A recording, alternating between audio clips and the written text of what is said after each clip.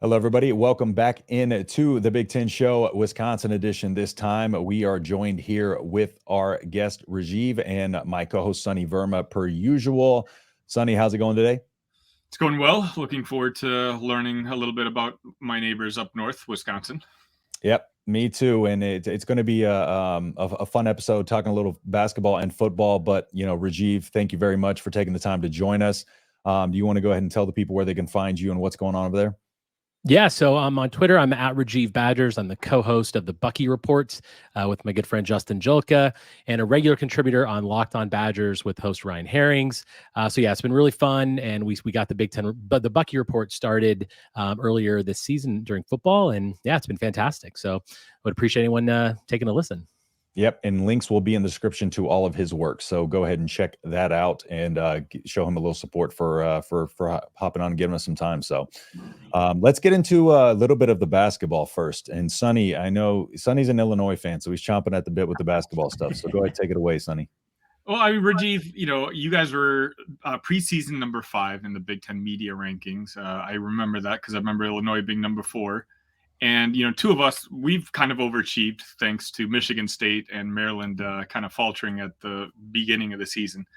But you guys more so than us in the sense where you guys are number 1 right now. You guys was projected to be good, and Illinois was talked about, being contending for the Big Ten. Wisconsin, not so much really at the beginning of the year. But here you are sitting on top of the conference ahead of what's been the number 1 team in the country for the better part of the year.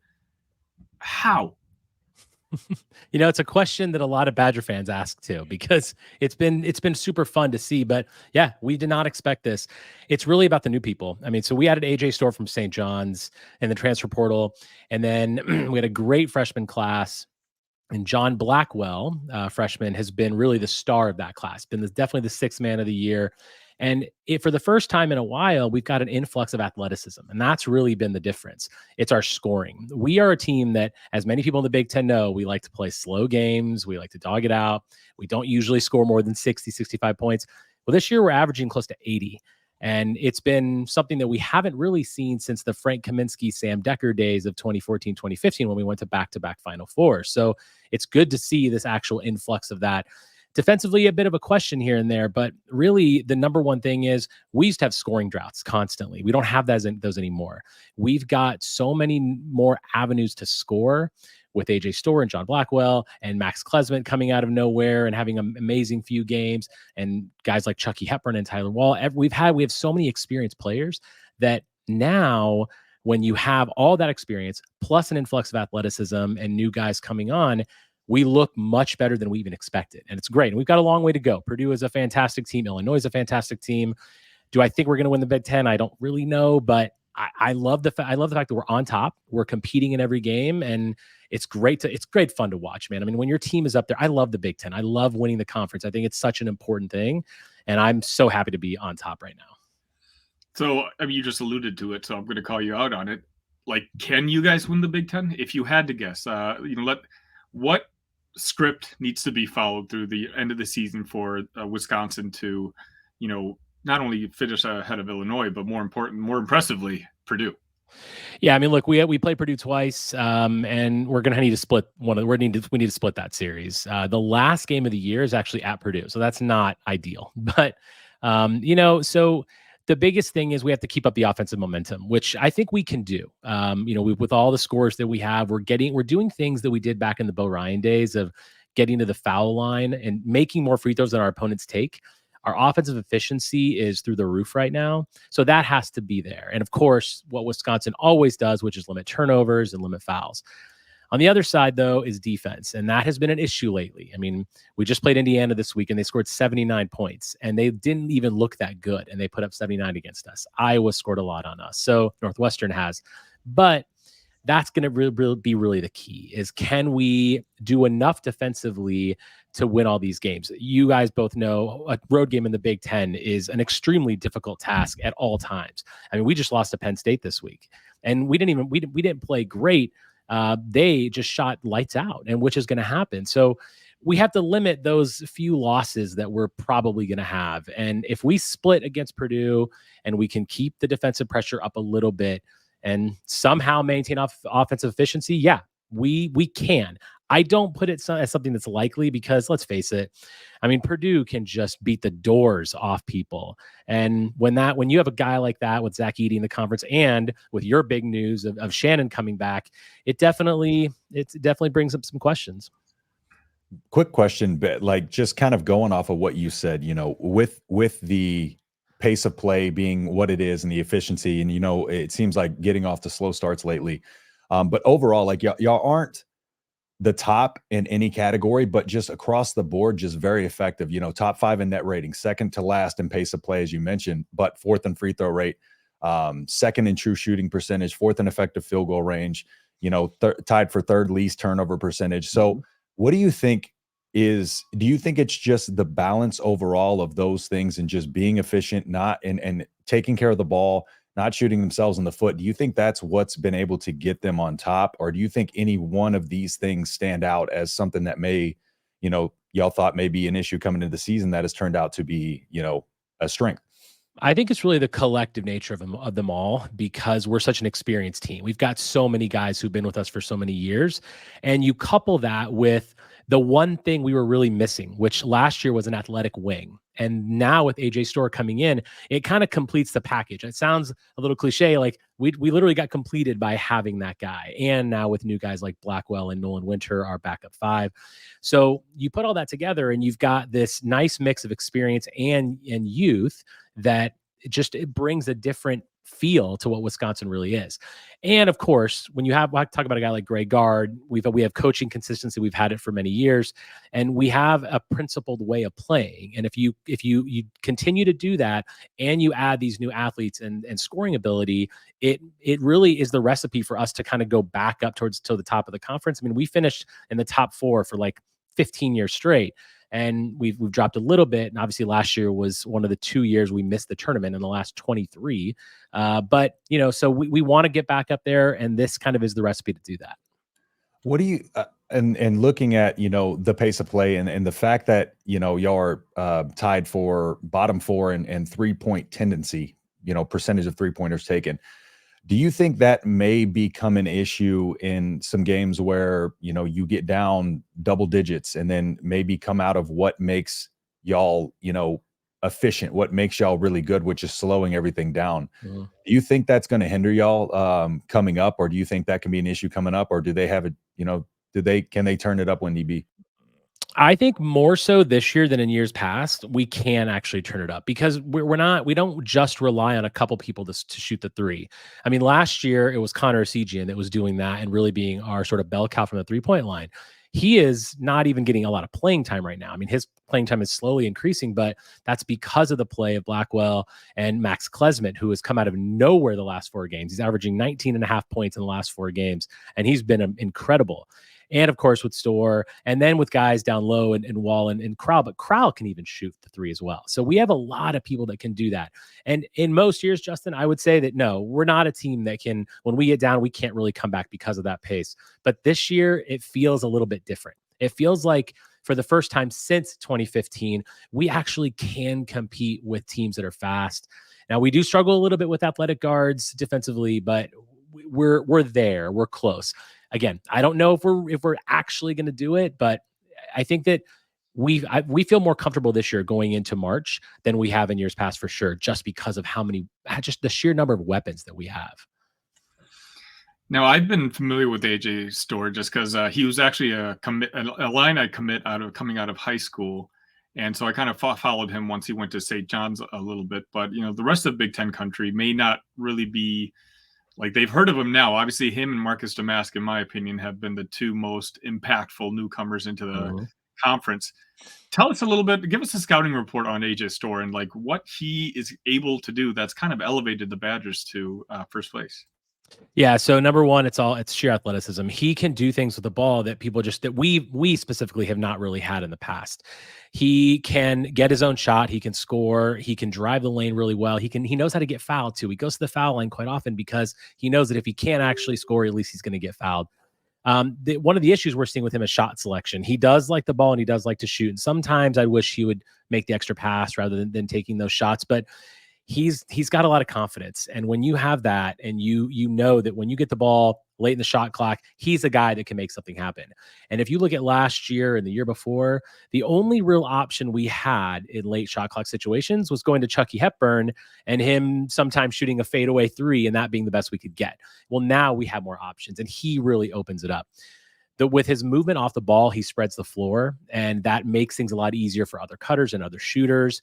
And it just means that he can be a gravity point to where now you're not seeing as much pressure on Chucky or on Max Klesmit or on Tyler Wall even, so that it allows those guys to just be more effective and more efficient offensively. So the sheer athleticism has been by far his biggest attribute, and it's something that this team was crying out for last year.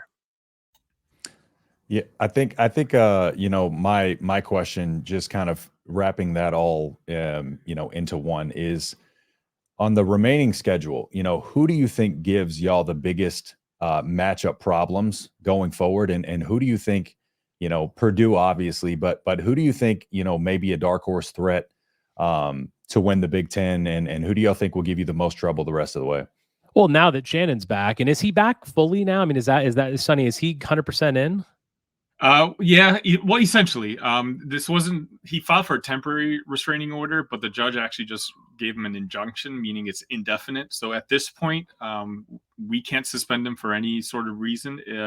If all of a sudden the federal court case, which is going to meet for the first time on February 23rd, if it wraps up in one day, which there's zero chance of it happening, he could be done. But most people project it to go well into June, Wow. if not July. So if I had a gun to my head, it looks like he's going to be playing the rest of the season.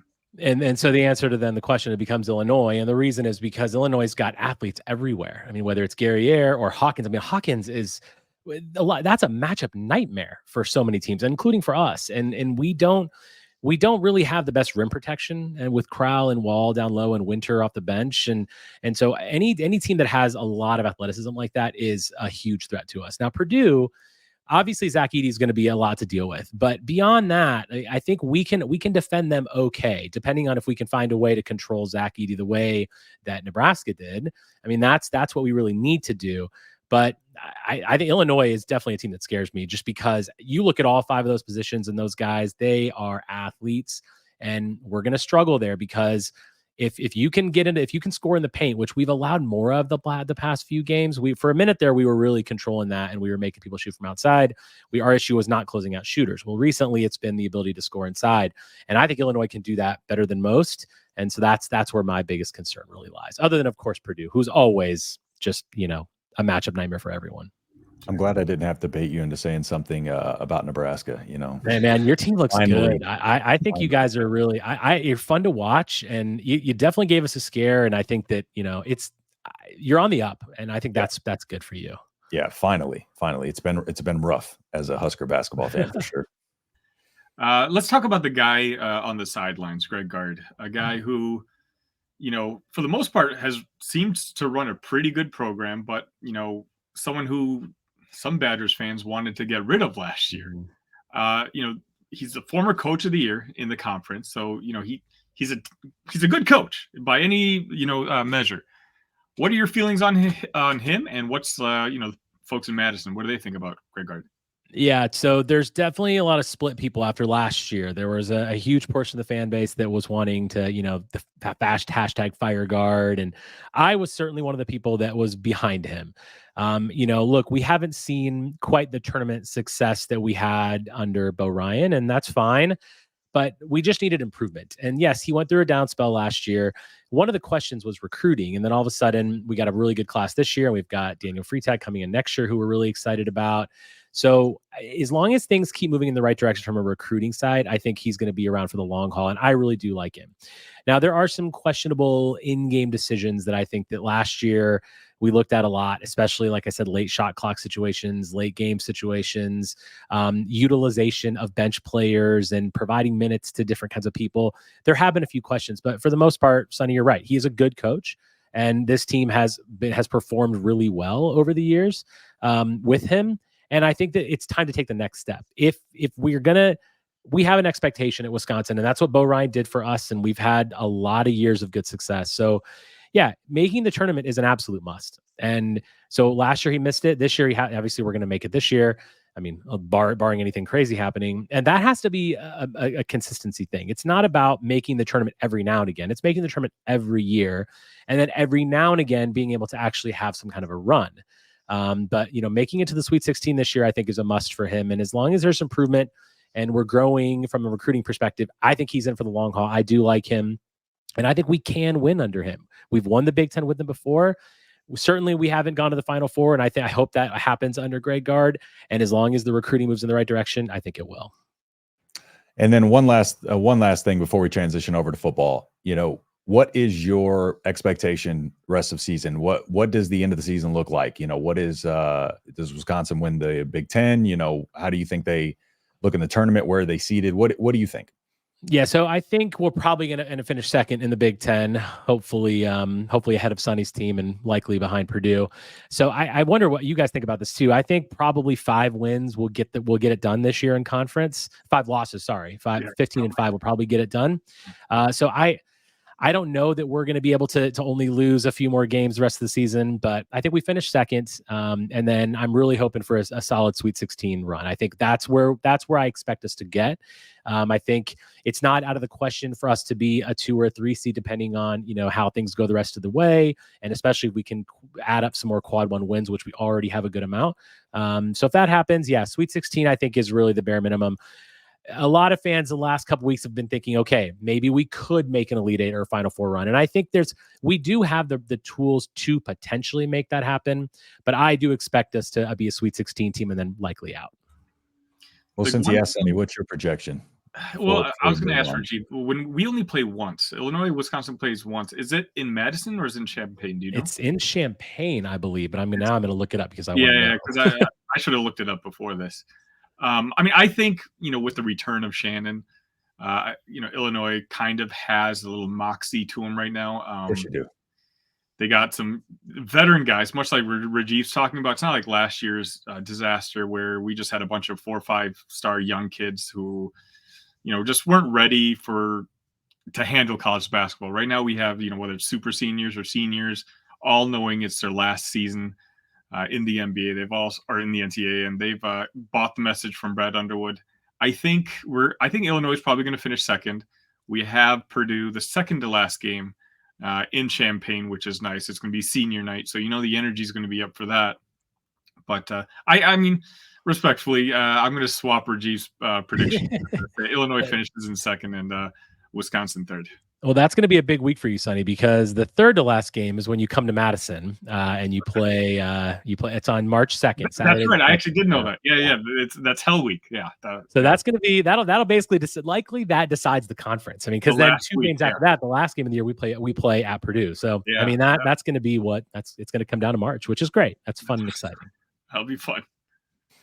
All right. Well, let's transition over to football. I know this Illinois guy just wants to talk about his boys winning the Big Ten. I get it, but let's move over to football. Just let's get your overall take. Your overarching thoughts on the season as a whole. The general fan base view of Fickell, and we'll get into a little bit more of the offseason moves after that. But kind of what was your overarching thoughts of the season as a whole? Yeah, so I mean, look, it's year 1 of Luke Fickell, and Badger fans are super excited because this has been a culture shift for us. I mean, we had Paul Chryst for many years, and he was good. He was a high floor kind of a coach, not really a high ceiling kind of a coach. And I feel like that's the difference now is that Luke Fickell is changing everything. One of the biggest complaints we had with Paul Chryst was the size of his recruiting department, and it was pretty weak, and we were losing some guys. And Luke Fickell has pedigree. I mean, if you're going to go to the college football playoff from Cincinnati, that's fantastic. And of all the coaching experience he has, of course, in playing at Ohio State, yeah, I mean, he brings such a new energy. He injected so much life into the program right off the bat. Everything from the marketing of the football program, all the little things that fans care about. Like we call it the bat signal, and he tweets out kind of like a little bat signal when we have got a new recruit, and it pumps everybody up, and everything is different now. He said in one of his first press conferences that he wants to kind of let the fans into the program and let Wisconsin fans really feel what's happening inside. And that's been a huge lift for everyone. Couple that with, the fact that on the field, this year, a little bit tough. We had big losses to Indiana and Northwestern, which are just two teams that we don't lose to. And it's unacceptable to lose to those teams. But we still finished 7-5. We came back and had a big win over your boys, Justin, and then, of course, Minnesota at the end. And that was big for us. We needed to win the Axe. That's why it's up here behind me. So that was really important. I think the trajectory of the program is moving in the right direction, and that's what really matters, and that's what everyone is seeing. This year was disappointing, but no one really expected year one of Luke Fickell to be great. I did expect it to be 9 wins and to win the Big Ten West, which, as you guys know, is just the most atrocious, division ever. But we just beat each other up. Right, exactly. But but it's all about the future now, and the recruiting is looking good. The transfer portal is looking good. So I'm so happy that Luke Fickell's here. I've said that I think he absolutely will bring us to the college football playoff, especially with the expansion of it. I hope, and I've said this many times on my show, I hope that we can be the next Clemson, a team that was kind of relatively mid for a while and then rose up, won a title, became a household name in college football with what Dabo Swinney did. And that's what I'm hoping Luke Fickell brings to Madison. I really think he's going to make the program his own. He clearly has championship pedigree, and everything that we're seeing does reflect that. And there's so much excitement in Madison right now. You mentioned the recruiting success he's had, and that's been evident thus far. It should be for everybody. The Nationals should be seeing the success he's having because he's winning recruiting battles that Wisconsin doesn't normally win. And, a lot of these guys that he's going to get in the portal, finally, he's finally getting guys that fit his system, both offensively and defensively. What do you think is the reason for his success in the recruiting front, and how important do you think this transfer class is, and how immediately do you think they're going to make an impact? Yeah, it's a good question. The transfer portal is just incredible. I mean, how many doors it just opens up, and there's so much more to talk about for guys like us who like to talk about this stuff. And it's been great to see. But yeah, I mean, he was basically playing with Jim Leonard and Paul Chryst players, right? That's who he was playing with before. And there were some system issues, especially at linebacker. We really had a lack of speed at linebacker. Our middle linebackers, especially in Mumajong Meta and Jordan Turner, Jake Chaney, there just wasn't the speed there. And outside, we also lacked it. We had issues on the defensive line. And all those things have been addressed immediately. We have so many linebackers in this transfer portal, led by Tackett Curtis and Jaheim Thomas, that now that injection of speed is really here. And that's what you saw with his defenses in Cincinnati. He plays kind of a 3-3-5 style. He has a lot of secondary is a huge piece of what he does, and the speed and the versatility of his defensive backs. And that's what he's bringing in now. That's what we're recruiting and getting in the transfer portal. So I do think that we're going to see a lot of these guys on the field right away next year, especially Tackett Curtis and Jaheim Thomas. Tackett Curtis, of course, was a guy that we wanted to begin with from Louisiana. He went to USC, and now he played at USC, and actually was on the field, and now he's coming to Madison, and at a position that really was the main reason that for the first time in many years, Wisconsin wasn't a lockdown defense this year. And we always have been, and it was really the ability to stop the run. And this year we struggled with that because we lost Keanu Benton to the Pittsburgh Steelers, and we didn't have that guy up front. We didn't have good enough linebacker play. That's the number one thing that needed improved, and that's exactly what he did. And we also got some defensive line additions as well. So you put that all together, and I feel like there will be instant impact, and you can already see him, recruiting the guys that he wants, like you said, transfer portal the guys that he wants, fitting his system. Got a great defensive coordinator in Mike Tressel, and so yeah, it's all systems go really in that world. I'm curious, who plays quarterback next year?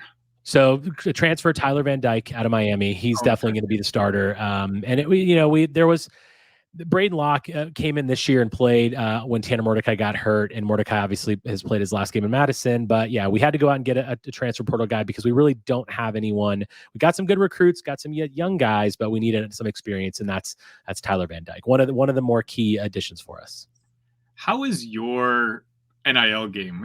Now that we enter this new era of college football, Lane Kiffin was tweeting earlier that I think Ohio State spent $13 million acquiring talent this past offseason. Where does, from what where does Wisconsin where do they rank? Is it higher up, lower when it comes to NIL money? Yeah, I mean, I think from what I know, it's we're improving in that world, and I think Wisconsin we have guys dedicated to that. I think there's a whole department now that's really pushing that. It's a whole different landscape for everyone in college football, and Wisconsin's doing their part.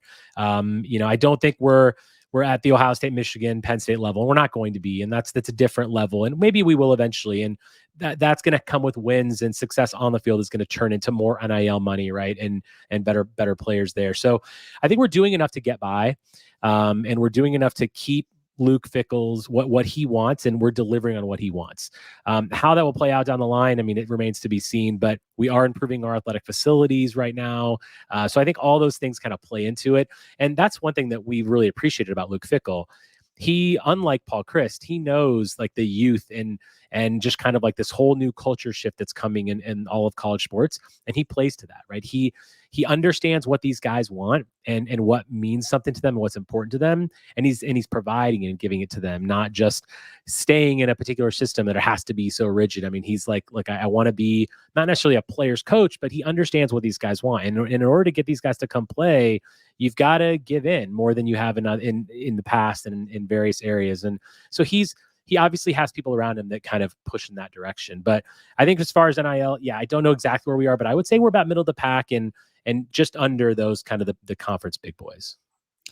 To take it back to, I'm a recruiting nerd, transfer portal nerd. So just take it a little bit back to that. What in this class, I know there was a little bit of an issue, at the D line with rushing the passer. Do you think, what do you think is an under the radar addition to this class? I looked at, is it Leon Lowry? Lowry. Yeah. So from Syracuse and it's funny. I came across his name because Stephon Thompson just transferred into Nebraska from Syracuse. And then so I came across his name and just, he looks like a guy who can rush the quarterback just looking at a little bit of his tape. He's a big linebacker, 6'4", 239. But he looks like a guy that can get after the quarterback. Do you think they've done enough on that defensive line to really make up for the lack of experience in the secondary? Do you think, because they can take some of the pressure off of those guys, do you think they've done enough there? Done enough on the D line? Probably not. We did add Elijah Hills, a defensive lineman as well, but we've done a good amount. I think we all wanted to see one more probably defensive lineman, but as far as the edge goes, yeah, with Leon Lowry and John Pius, transfer from William and Mary, and then Elijah Hills, we've done enough, I think, to make a solid impact, especially at the linebacking core. I think we've done enough there for sure. Defensive line, we have made vast improvements, and frankly, with how bad things were last year in that defensive front seven, which was the issue for us all year, we have made. I mean, it's going to be almost a complete turnover as far as when guys that are coming in, guys that are going out. It's like a whole new look, and that's what we needed. I mean, we have our pieces in the secondary. We added some there as well, but I think that's really where that had to be done, and that's, to his credit, has been the focus for the portal. So. Yeah, I think another D lineman, especially like a big tackle, would have been something I really, really wanted, just to shore up some of that run defense and allow us to stuff a few more. But yeah, they have addressed the issue, and hopefully it's enough to really get it done. Yeah, and seemingly they've addressed a lot of the issues from last season in this portal. Doing so with 11 players total. So, who do you think is going to, outside of course, the quarterback position, who do you think is going to be the most impactful to this team next year in terms of not only filling a hole, but just in general, just, on the field?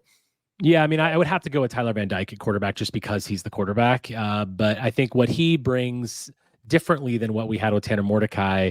Tanner Mordecai can move with his legs, and he was a great, experienced, good guy with pocket presence, but he lacked a little down the field accuracy, and that's one thing that we see more with Tyler Van Dyke at Miami. Now, he's a little turnover prone, so that's the kind of the concern that we have, but he's going to really just be able to stretch the field. And we have a fairly good crop of receivers that underperformed this year, had a lot of drops, but there were some quarterbacking concerns as well. So now we can kind of utilize that group more to its potential with guys like Will Pauling and Bryson Green, and then young freshman Trech Kakahuna, who looks to be just an amazing addition to the team now for next year. So yeah, I think that Tyler Van Dyke is going to be that guy. Defensively, I think it's Tackett Curtis. I love my middle linebackers, and I feel like there's just so much upside with him and speed. And it's going to we're going to be a whole new look in the linebacking core. And it's been the cornerstone of Wisconsin defense for many, many years. and we've had guys that are now in the league, and it's something that this year it hit us, right? Like, to not have a good linebacking group really hurt us, and our inability to kind of control games by stopping the rush. So I think Tacky Curtis on the defensive side will have a huge addition. And of course, Tyler Van Dyke, hopefully he's the guy that can really connect with the wide receivers. And ultimately we got to take a big leap next year. 7-5 is not good enough for Wisconsin. We have a history of always being a kind of a 9-10 win team, and we want to get back to that as quick as possible. Justin loves to talk recruiting and transfer portals because he's a Nebraska fan, and that's about the only championship they win. Hey, we're like 5-time offseason champions. I don't want to hear it. Bringing things back to the field. Obviously, the Big Ten grows by 4 teams next year, and 2 of those teams are supposed to be pretty decent, if not 3 of them. Where do you think? What's the ceiling of the Wisconsin Badgers next year? Do you think you're in? I know you talked about Fickell eventually leading you to college football playoff territory. Do you think you're there already, or you think you're still a couple years of recruiting cycles away? Definitely a couple cycles away. I want to just see improvement and get back to 9 wins next year at a minimum. But yeah, this is a whole new world now. I mean, you're talking about an 18-team conference that has got a lot of big boys. It's not just a couple of them now. You're bringing in the West's best, and it's great for me because I live on the West Coast, by the way, which is great because I can actually go to games out here. But yeah, I mean, I think that, look, if we finish top 4, top 5 next year, I'll be tickled. I mean, I think that'll be good. And of course, with doing away with the divisions, it's harder for us to get to that Big Ten championship game. It was kind of it was not necessarily a cakewalk, but it was as close as you can get to having a situation where every year Wisconsin was expected to make that title game. And we did for a lot of the years. But now it's going to be very different. I mean, you've got to actually be in the top 2, and that's going to be really difficult. So no, I don't think it's next year. I think more progress on the field. Seeing what some of these young guys can bring and really sort of molding Fickell's system into what it's going to be long term, and then adding in a couple more cycles. And then, yeah, I think we can definitely get to that point of challenging, but it's going to be really hard. I mean, you got guys like USC and Washington coming in, and Oregon, and then who we already have in the conference. And now all those teams in the East are basically, we're competing with them. So yeah, it's a rough road for the future, but it's exciting. And I guess before we wrap up, my last question here, what is success for Wisconsin next season? And then what is your, future outlook, and what do you think Wisconsin, on a year-to-year basis can become under Fickell? For what it's worth, I love Fickell as a coach. I wanted him. He was my number 1 on my list of coaches I wanted to come to Nebraska. Of course, it worked out well. Matt Rule's great. I think Fickell and Rule are in the perfect situations, but I think it was a great hire overall. But what do you think? He brings to Wisconsin in the coming years and next season? Yeah, I mean, the big great unknown, right? I mean, I think that I think 9 wins next year would be a success. I think that's what we want to see. And honestly, it could even be 8, and that's successful because the schedule is harder. We've got USC on the schedule, and we've got Ohio State. It's going to be difficult, but I think in the future, I've said that I hope to see a national title at Wisconsin in the next 10 to 15 years. I would love for that to happen. Do I think he's going to do it? I don't know. I really want to believe that. I do think going into the playoff and competing for the Big Ten and the football playoff year in and year out is an expectation that we have under Luke Fickell, because Wisconsin has been a team that has competed at the top end of the top 25 for many years and has been close. We never got in, but close to the CFP. And challenging for Big Ten titles. Now, while that gets more difficult, it is an expectation, though. I mean, whatever it is, Wisconsin wants that. So I feel like Luke Fickell's got to raise the ceiling, and he does raise the ceiling, but they've got to raise that play. We've always been kind of here. For a while, we were amongst like Alabama and some of these teams with the most wins over the last 10 years. That was Wisconsin. We were in the top 5 or top 10. I'm not sure if I remember the stat, but we've won a lot of games. But now we've got to go to the next level. So the next level is an expectation for him. So that means getting into the playoff and competing for Big Ten titles every year. That for me, that's what I want to see. Well, I think that kind of is the perfect place to end it here. So Rajeev, really thank you again for your time. And one last time, you want to just go ahead and tell the people where to find you. And again, links in the description. But just before we conclude, go ahead and tell people where to find you again. Yeah, the Bucky Report on YouTube and wherever you get your podcasts, the Bucky Report on Twitter, and then my personal Twitter is @Rajeev Badgers. So definitely come check us out. Yep, go check out what he's doing there. And then, of course, as always, if you like what we're doing here, please consider liking and subscribing to the content. We're bringing you a lot of Big Ten stuff, big news coming up, and then we got a lot of fun stuff coming up on in terms of off season for team previews, etc. So thanks everybody again for tuning in, and we will see you on the next episode. Peace.